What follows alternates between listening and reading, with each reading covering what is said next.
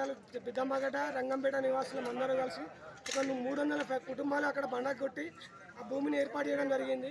మమ్మల్ని గుర్తించిన ప్రభుత్వం 2003లో మాకు పట్టాలు ఇవ్వడం జరిగింది. 2003 నుంచి కూడా పట్టాలు అయితే ఇచ్చారు, కానీ పట్టాలు ఇచ్చినప్పటి నుంచి కూడా మమ్మల్ని అక్కడ ఉండకుండా చాలా నానా ఇబ్బందులకు గురి చేస్తున్నారు. అయినా కూడా మేము పోరాటం చేసుకుంటూ వస్తున్నాం.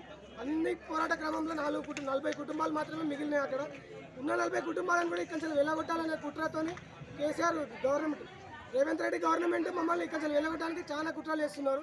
అందులో భాగంగానే ఈరోజు మాకు 15 రోజుల నుంచి నీళ్లు కట్ చేయడం జరిగింది.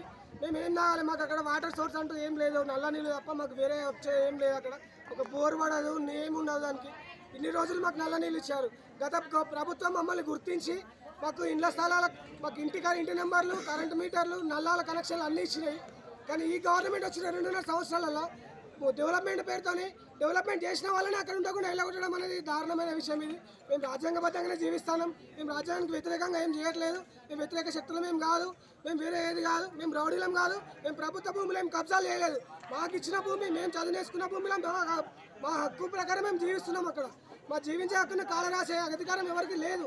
దయచేసి అందరికీ విన్నపం ఏంటంటే, ఎమ్మెల్యే గారికైనా రేవంత్ రెడ్డి గారికైనా అందరికీ ఒకటే విన్నపం చేసుకుంటున్నాం. మమ్మల్ని ఉన్న ఎక్కడనే ఉండనియండి, మాకు వెంటనే నీళ్లు విడుదల చేయండి. తక్షణమే మాకు నీళ్లు సరఫరా పంపించాలి. ఎట్లా చేసి మాకు నీళ్లు విడుదల చేయకపోతే మాత్రం కాపాడదారు ఎక్కడికైనా వస్తాం. మేము ఎంత దూరమైనా, అవసరమైతే సచివాలయం ముట్టడి చేయడానికి కూడా మేము సిద్ధంగా ఉన్నాం. అంత దూరమైనా మేము పోరాటం చేస్తాం. మేము ఇక్కడే ఉంటాం, ఇక్కడ నుంచి ఇక్కడనే చస్తాం, ఇక్కడనే బతుకుతాం. ఏదైనా చావైనా రేవైనా మా కాలనీలో ఉంటాం, మా దగ్గరనే ఉంటాం. మీకు మమ్మల్ని చూడబుద్ధి కాకపోతే మాకు ఇండ్లు శాంక్షన్ చేయండి.